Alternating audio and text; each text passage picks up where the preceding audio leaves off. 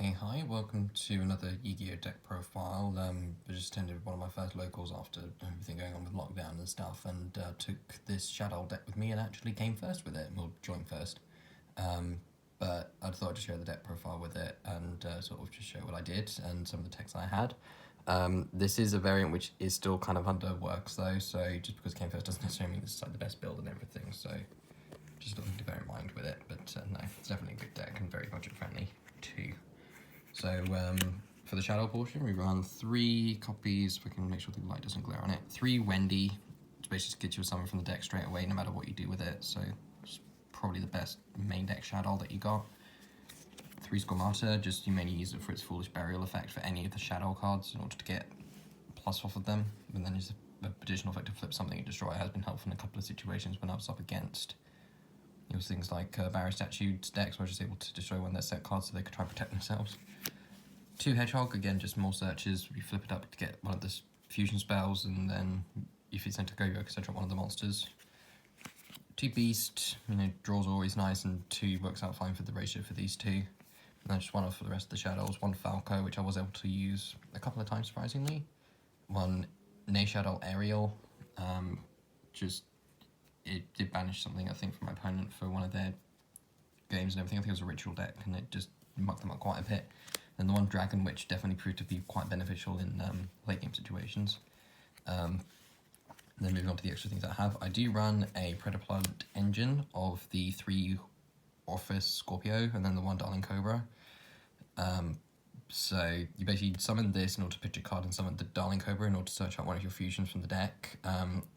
In practice runs, I always end up drawing into this thing, but then in the actual games, I actually was okay with it, and I wasn't able to pull this off, but it was a nice thing to have, but this could easily be something that is substituted if you wanted to enroll like an invoked engine or something, or run more hand traps.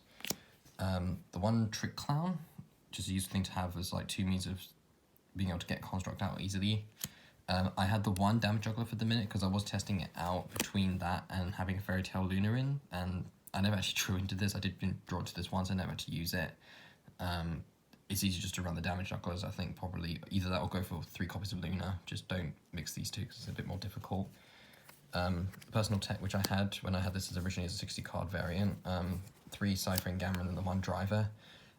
This has actually helped me out a couple of times in the games that I played, so I've definitely been glad to have it. And that just useful means being able to stop opponents' plays when they're going first and everything, so it's a handy thing, but just bear in mind that this is definitely going first card, because you need to have no monsters on the board to activate this card. And the final monster for the deck is 2 Ash Blossoms, because it's Ash Blossom. You don't have to say much more than that. It's one of the best hand traps, if not the best hand trap that you can get, which is a proper original hand trap anyway. So onto the spells, we've got the 3 Shaddoll Fusion, just a great thing. I never had to use it for its effect of summoning using the materials in the deck, but it's obviously a great option to have. 2 Shaddoll Fusion, 2's fine. I was actually able to use this to OTK one of my opponents when they drew bad against me when playing Salamangreat, which was very handy. Now 3 Super Poly. Some people like to opt to play 2, but I like to try and benefit off this as much as possible, and it's definitely been demonstrated from each of my games. Very happy to have this at 3 copies. Very powerful card indeed. And then another cheeky deck which I have, 1 Ultra Poly.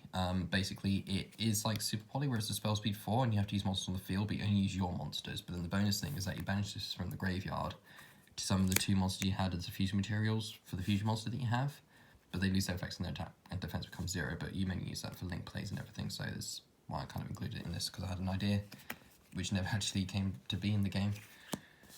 2 copies of Allure of Darkness. I might debate on whether to put a 3rd one in for draw power sakes. And then 1 Foolish Burial. Never had to use this at all. I never drew into it, but it's there in case you need it.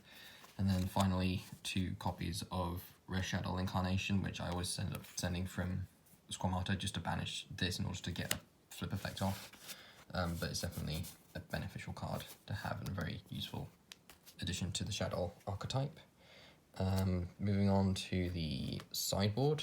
So for back row hate, I was debating, and I decided rather than Twin Twisters to go for 3 Denko Sekka, just to lock my opponent out from using those slots and everything. And then additionally, if they try to chain like a Solar Judgment or something, or like use an evenly matched against me, I just had the red Reboot just in case. So again, never had to use it. And then speaking of evenly matched, I do have 3 copies here, just for back row hate as well again. I drew into this a couple of times, but then ended up having too much on my board in order to actually benefit from this.